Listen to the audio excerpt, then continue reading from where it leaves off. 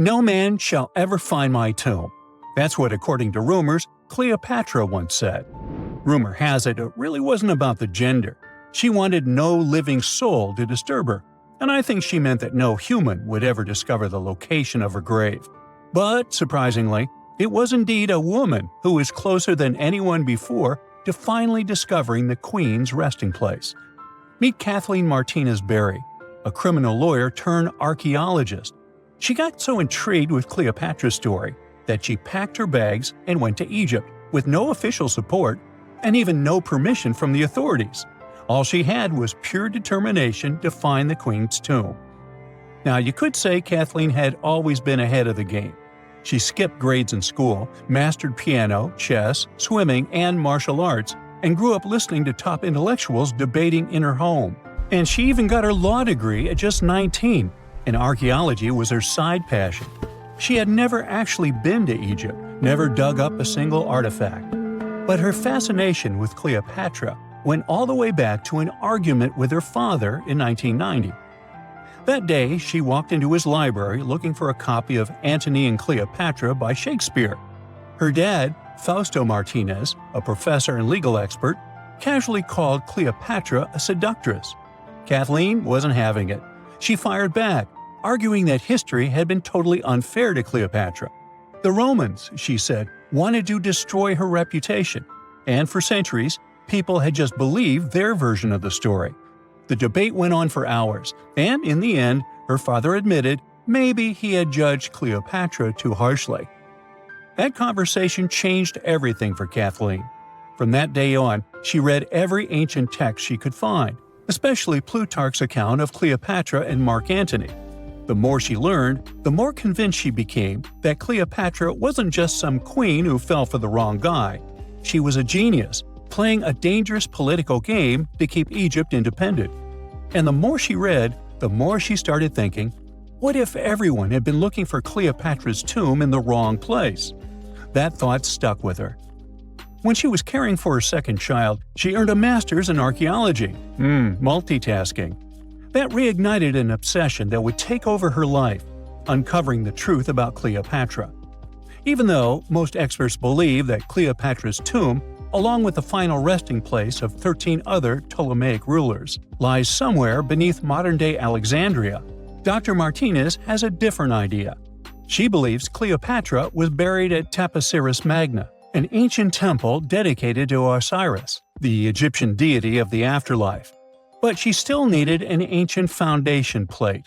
These plates, about the size of a smartphone, were placed beneath important temple structures and often contained inscriptions explaining when and why the temple was built. If she could find a plate that confirmed the temple was dedicated to Isis, Cleopatra's patron deity, she'd have solid proof that this was the right place to look. Nothing could deter Martinez. She excavated the entire temple site, digging deeper than anyone before her. Her team found coins with Cleopatra's name and face stamped on them. It meant Cleopatra had a direct connection to this site.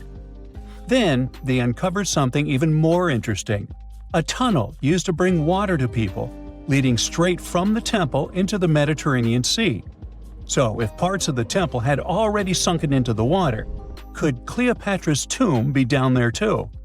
Martinez needed proof to convince Egyptian authorities to let her search underwater. And, against all odds, she found the missing foundation plate. On it, the pharaoh offered a large area of Nubia to deity Isis. That was it, the confirmation she needed. The temple was indeed dedicated to Isis, proving her theory wasn't just speculation. If one temple was on land, Martinez suspected the second temple, possibly Cleopatra's tomb, had collapsed into the sea. She needed help from experts in underwater archaeology, so she reached out to Robert Ballard, the guy who discovered the Titanic. With support from the Egyptian authorities, she and her team began exploring the waters off the coast of Alexandria. And what they found was mind-blowing. Underwater, they discovered massive stone structures, some standing 6 to 10 feet tall, right where the coastline would have been thousands of years ago. They also found basalt blocks, the same material used in the statues from the first temple. That meant one thing: those weren't just random rocks. They were the remains of a lost city, buried beneath the sea for centuries. Now, we can only wait and see whether Martinez and her team will be able to unravel one of the greatest mysteries of the past left by the outstanding woman that was Cleopatra. Here's some backstory. After her father, Ptolemy VII, passed away, Egypt's throne went to both Ptolemy VIII and Cleopatra, or so it seemed. Cleopatra, just 18 at the time, allegedly married her 10-year-old brother. Yeah, ancient royalty had some different customs, though there's no solid proof of that. But sibling love didn't last long. Young Ptolemy decided he wanted all the power for himself and tried to push Cleopatra out. Forced to flee the country, she didn't just sit around feeling sorry for herself. She raised an army, ready to march back and take what was hers. That's how, at 21, she was already in the Sinai Desert, leading an army and planning her return to the throne. Now, by that time, Cleopatra had already been locked in a powerful political, and not only political, alliance with Julius Caesar. In June 47 BC, she gave birth to a son, Ptolemy Caesar, better known as Caesarion, who, many believe, was Caesar's child. But that didn't stop her from playing by Egyptian royal rules. And her husband number 2, her other brother, Ptolemy XIV. Yep, despite her ongoing affair with Caesar, Cleopatra married yet another sibling, because, in her world, keeping the throne in the family was the name of the game. Now, marriage aside, Cleopatra's bond with Caesar stayed strong. She even traveled to Rome with Ptolemy XIV for a state visit. But instead of playing the role of a dutiful queen, she stayed in Caesar's private villa by the Tiber River. But after Julius Caesar lost his life in 44 BCE on the Ides of March, Cleopatra's political standing became shaky. To make matters worse, her brother-husband Ptolemy XIV passed away soon after, and some suspect Cleopatra had a hand in it, leaving her as the sole ruler of Egypt. Meanwhile, back in Rome, Mark Antony was rising to power as Caesar's presumed successor. Wanting to size up the Queen of Egypt, he summoned Cleopatra, and she did not disappoint. Sailing into town on a lavish barge, dressed as a deity, Cleopatra made quite an entrance. Antony was instantly mesmerized, so much so that he left his third wife back in Rome and followed Cleopatra to Alexandria, where their relationship turned into a full-blown royal affair. The two had 3 children together. Together, they waged war against Caesar's adopted son, Octavian, in a battle for control of the Roman Empire. The last time the queen was seen, she was in her mausoleum, dressed in full royal splendor, diadem on her head, lying on what Plutarch called a golden couch. When Antony and Cleopatra lost at Actium, Octavian's forces marched into Alexandria.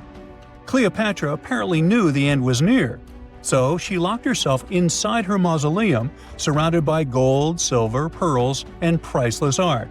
Those were the treasures she threatened to burn rather than let the Romans take them. Antony, meanwhile, wasn't going to let the Romans capture him alive.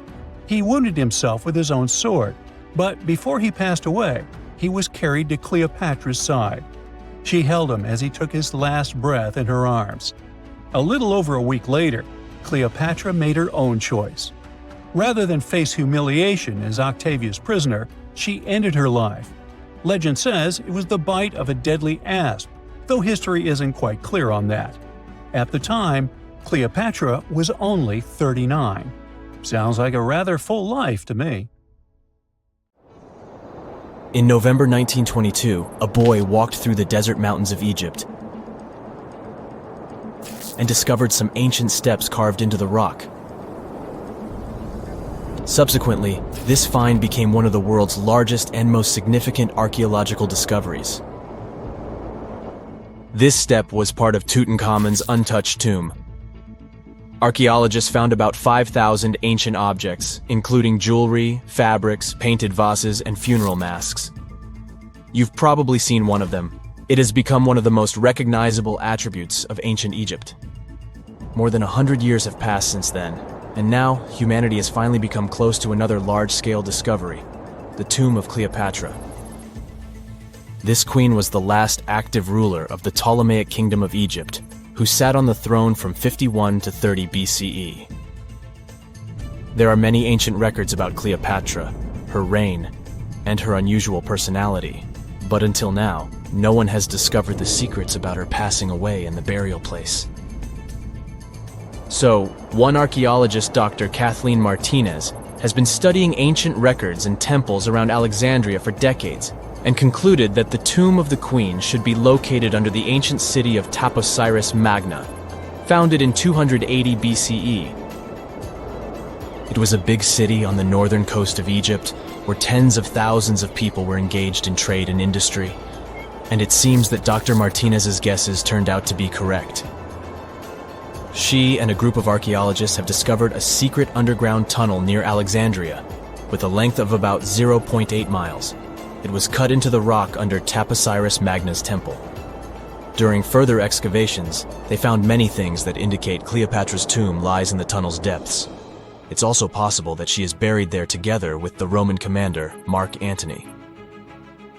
According to ancient records, Cleopatra and Mark Antony loved each other and together opposed the Roman Senate, which declared Antony a traitor. The fact that natural disasters have occurred on the territory of Taposiris Magna for thousands of years can complicate the excavations. Earthquakes and floods destroyed the city and possibly flooded its underground tunnels. But archaeologists hope the ancient tomb remains untouched, and that it hides many treasures and records about the royal life of ancient Egypt during the reign of the last dynasty. There's a chance that excavations will go underwater and in the mud. This will require much time and funding, but archaeologists are sure it's worth it. Anyway, it's too early to say that Cleopatra is really buried there, but scientists have found many things in the tunnel that confirm this, including clay pots, dozens of coins with the image of Cleopatra and Alexander the Great, as well as a bust with the image of the Egyptian queen. Cleopatra is still one of the most popular personalities in Egypt, on an equal footing with Ramesses III and Tutankhamun. She inspired many films, paintings, and books, but what made her so popular? She became famous for her inconsistency. She was a beautiful, intelligent ruler who pulled Egypt out of the crisis and made it a prosperous power. Medieval Arabic texts say she knew chemistry, mathematics, and philosophy, and may have written several scientific books. She knew several languages and had excellent diplomatic skills. At the same time, there are many legends that she was a femme fatale who drove many men crazy. However, there's no evidence that her beauty was incomparable. The image of a stunning model was created by Hollywood when it made several films where famous actresses performed the role of Cleopatra.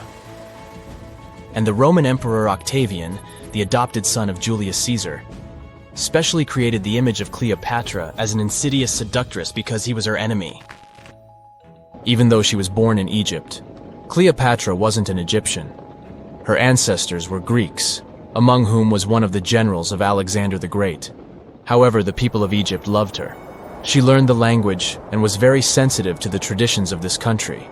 She knew the history, mentality, and customs of ancient Egypt well. She raised the level of its economy and strengthened its status as a world power. Much of this was made possible thanks to her cunning and impressiveness. She loved theatrical performances and lavish celebrations. She knew how to surprise people and put on a show. But behind the exterior image of a luxury lover was an intelligent and calculating ruler. Ancient Egypt was a rich, luxurious country, and Cleopatra did everything to increase its wealth and strengthen its position in the international arena. For example, she was once in conflict with her brother Ptolemy XIII Odd. The queen knew that she wouldn't be able to resist him, so she decided to attract Julius Caesar to their side. The Roman emperor arrived in Alexandria, where Cleopatra wanted to meet him, but Ptolemy knew about her plans and was about to prevent her from coming to Caesar. Then, instead of a rich and noisy arrival, Cleopatra decided to make her visit inconspicuous. She wrapped herself in a carpet or linen bag the emperor's servants carried into Caesar's private chambers. Cleopatra emerged from the carpet and impressed the Roman emperor with her beauty and determination. As a result, they fell in love with each other and became close allies. After some time, she impressed another influential Roman for diplomatic purposes. She arrived to meet Mark Antony on a golden barge with purple sails and silver oars. Cleopatra was dressed in the image of Aphrodite and sat under a magnificent canopy. Her servants dressed like cupids and were blowing her fan and burning incense. But Cleopatra created such a show for a reason. She knew that Antony revered Greek mythology and considered himself the embodiment of Dionysus. As a result, he was so impressed with this woman that he ended up marrying her. Cleopatra defended her crown, strengthened her alliance with Rome, and bore Antony 3 children. In Egypt, they threw big parties and enjoyed wealth with power. However, the relationship of a high-ranking official with the Egyptian queen caused a scandal in Rome. Octavian was Antony's primary opponent in the struggle for power, so he exploited the situation to darken the competitor's reputation. He used propaganda to make Cleopatra an insidious seductress in the eyes of Roman citizens. He accused Antony of succumbing to her charms. The Roman Senate supported Octavian and declared Cleopatra an enemy. In 33 BCE, this conflict reached a high point when Antony's navy clashed with Octavian's fleet. The latter won and forced his enemy to flee to Egypt with Cleopatra. According to some records, they took refuge near Alexandria. Pursued by the Romans, they hid in one of Cleopatra's palaces and met their end. Some legends say that Cleopatra was an expert in poisons. She provoked a venomous snake, a viper or an Egyptian cobra, to bite her. Also, according to another legend, she pricked herself with a poisonous needle. There's a theory that Cleopatra always carried an ampule with poison inside her hairbrush. And when she was cornered, she soaked the needle with this poison and pricked herself. None of this can be said for sure. Scientists are still trying to find out the truth. Perhaps when they reach Cleopatra's tomb, the world will get more answers about her tragic fate. She is considered the last ruler of Egypt. After her passing, Octavian plundered her palaces and temples and returned to Rome, where he became the main emperor. He successfully ruled the country and expanded its borders. His reign ended when he turned 75. World history would have looked different if Cleopatra and Mark Antony hadn't lost that naval battle. By the way, did you know that more time has passed between Cleopatra's reign and Neil Armstrong's flight to the moon than between the reign of the Egyptian queen and the construction of the Great Pyramid of Giza? Armstrong took a step on the Earth satellite in 1969, 38 years after the birth of Cleopatra. And the construction of the pyramid took place in 2560 BCE. Imagine how long the history of ancient Egypt is. Cleopatra is closer to us in time than to the pyramids. The ancient city of Taposiris Magna is hidden on the northern coast of Egypt. These days it has very little of its former glory, but what lies beneath it may hold the secret to uncovering a famous mystery, that of Cleopatra, the most memorable Egyptian queen in history. The recently discovered tunnel is also known as a geometric miracle for its time. Excavations have uncovered a 43-foot-long structure below the ground, which is partially submerged in water. Its shape and construction technique are similar to that of the Eupalinos Tunnel, another amazing ancient discovery. This one is located in Greece and was built by excavating simultaneously from 2 points, aiming to have them meet in the middle. The use of math and geometry to make this construction was astonishingly precise for those days, more so since it was built near a mountain. Archaeologists that have been working on the Taposiris Magna site since 2004 believe this tunnel may lead to the lost tomb of Cleopatra. The clues they found so far seem to back up this theory. For starters, the city and its temple were built by one of Cleopatra's ancestors, Ptolemy II. All the architecture seems to indicate it was dedicated to the ancient spirit Osiris and his queen Isis. Throughout her reign, Cleopatra did try to associate herself with Isis, so it may be no surprise she chose this location as her final resting place. Scientists have yet to pinpoint Cleopatra's tomb, but research continues with the help of modern technology. To study this location better, archaeologists have even used a special device called ground-penetrating radar. This tool allows us to analyze what lies beneath the ground without being intrusive. Since this tunnel is so old, research needs to be done very delicately. Seeing pictures of what's underground before you start digging is incredibly useful. and has been done here since 2011. Finally discovering Cleopatra's tomb may help us piece together her story, especially what might have happened during the last portion of her life, which is still surrounded by mystery. We still don't know the exact cause of her passing. Some believe she may have let herself be bitten by a poisonous Egyptian cobra. Others have suggested that she was well accustomed to toxic substances, even hiding some in her hairbrush in case she ever needed it. But that's not to say she chose to use it on herself. We do have a lot of other interesting information on Cleopatra that's equally as impressive, like the fact that she had a stylist. Most of the images you've seen depicting this famous queen show her wearing black eyeliner. This look was put together by Airas, a woman known to have been her personal beautician. She traced the long line from her eyes to her temples, a makeup technique still used today to enhance the eyes. Airas was an important figure throughout Cleopatra's life, known also as her confidant and close friend. There are even theories that suggest Airas was there by her side when she passed away. Despite her well-thought-out looks, Cleopatra wasn't as pretty as she's described. Or at least, that's what recent research has pointed out. Sure, if we look at movies and modern imagery, she's depicted as this incredibly beautiful woman with symmetrical and delicate features. However, if we look at coins showcasing her image from back in the day, her looks are rather average. Her image on the coins might have been adjusted, too, to make the queen look stronger in the eyes of her people. So there is no trusted source available to confirm her image, but her description in most pieces of ancient literature speaks of her other qualities, like her voice and personality, not of her beauty. Cleopatra might have been the most famous Egyptian queen to this day, but she wasn't the first choice.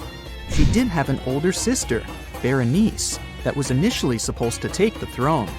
Berenice passed away before she could do that, so Cleopatra took on the role and began investing in her education.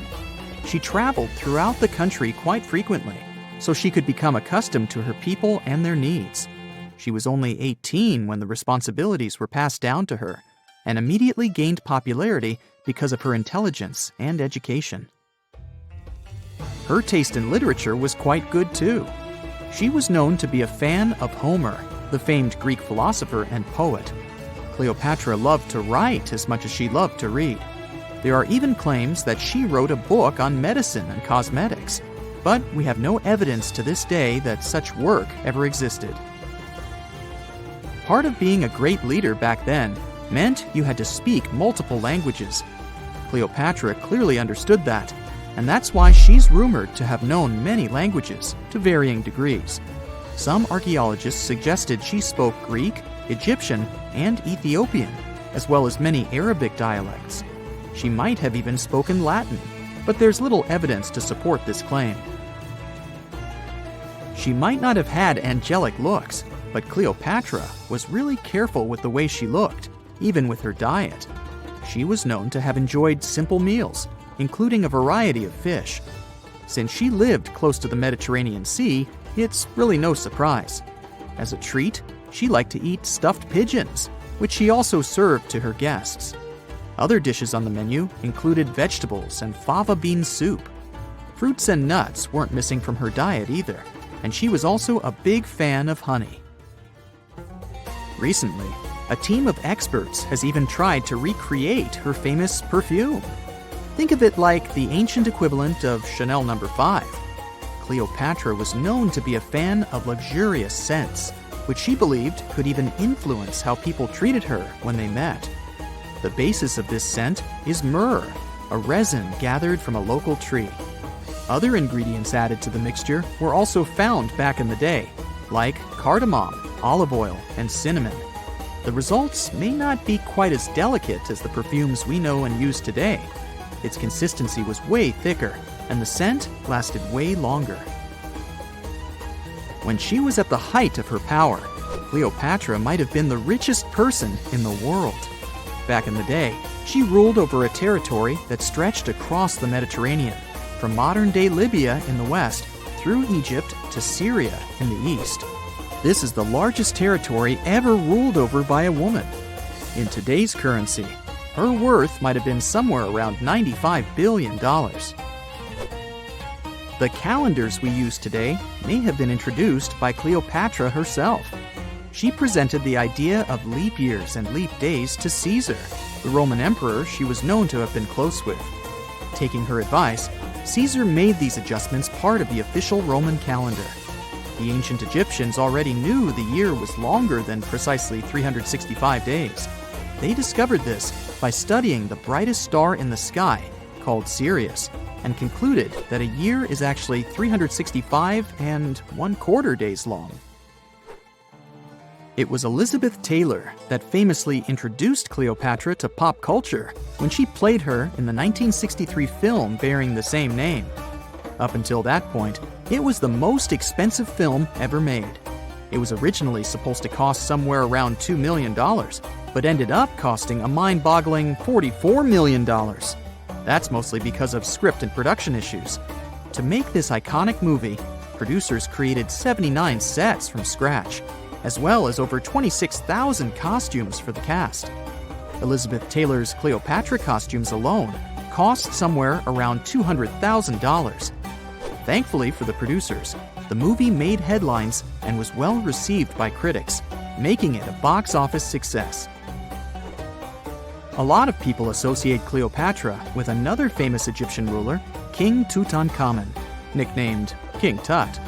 Surprisingly, apart from both of them being Egyptian pharaohs, they have nothing else in common. For starters, King Tut lived around 1,300 years before Cleopatra did, and there is also no connection regarding their ancestry. Cleopatra had Macedonian Greek roots, while King Tut was a native Egyptian. Archaeologists in Panama kept finding chiefs covered in gold under a plain sunburned field. Weird enough, then they found chief regalia so small it could only belong to a child. That discovery shifted the interpretation of the site. El Caño was no longer just a rich ceremonial site. It looked more like a place where power could pass from one generation to the next. And now, a newly opened chamber there has expanded that picture. El Caño stands apart from the usual ancient gold story. The newest chamber, dated to around AD 800 to 1000, didn't just produce shiny artifacts. It added another piece to a much larger pattern. Archaeologists found pottery, gold ornaments, and a central high-status person marked out by where the gold was placed. This was not random wealth in the dirt. It was a public statement about rank. The objects themselves are vivid. 2 bracelets, 2 earrings, pectoral ornaments decorated with bats and crocodiles. Those are not the kind of items someone tosses in casually.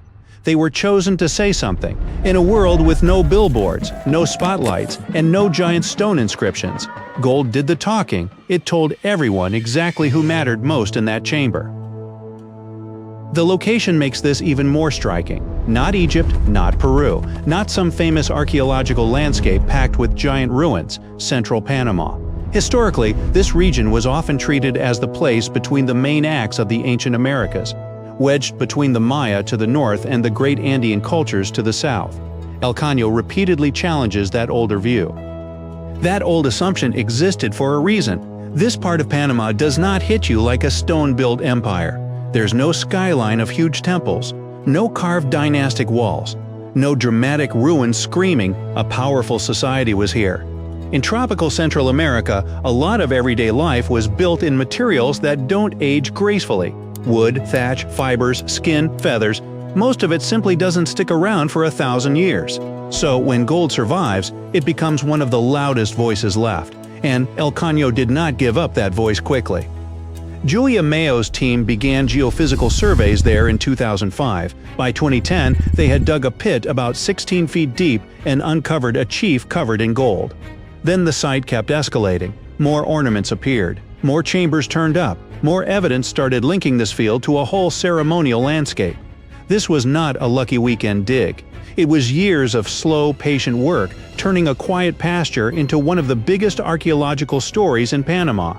The contrast is striking from the surface. El Caño looks ordinary, the kind of place where you'd expect grass, cattle, and heat, not dynasties.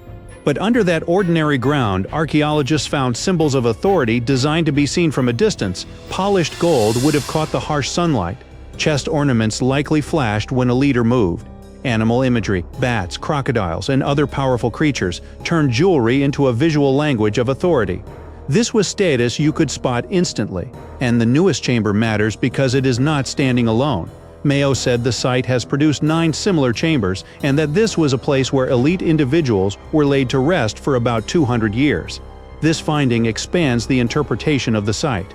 One rich chamber is interesting. A ceremonial resting ground used by powerful people across multiple generations suggests something else entirely. It begins to resemble a long-running system.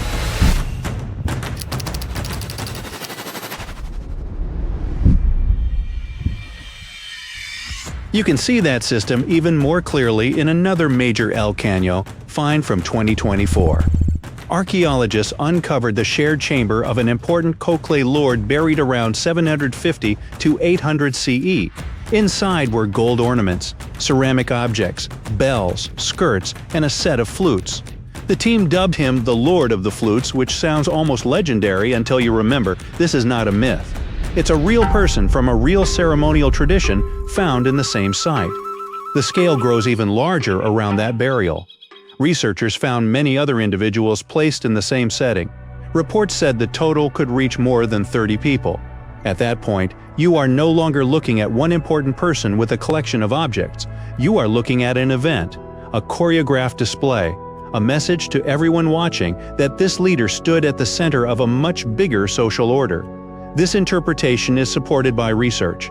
A 2020 study of El Caño's multiple chambers found the same basic pattern again and again.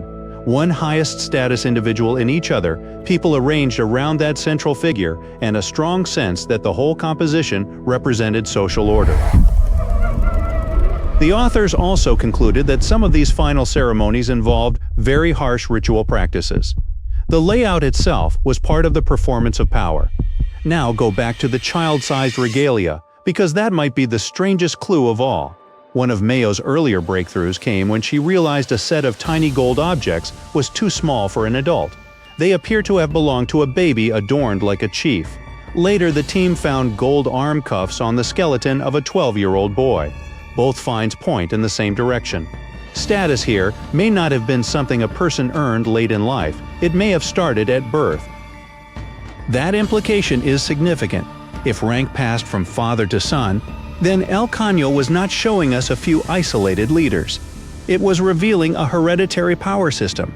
That means established families, succession, and rules strong enough for an entire community to recognize them.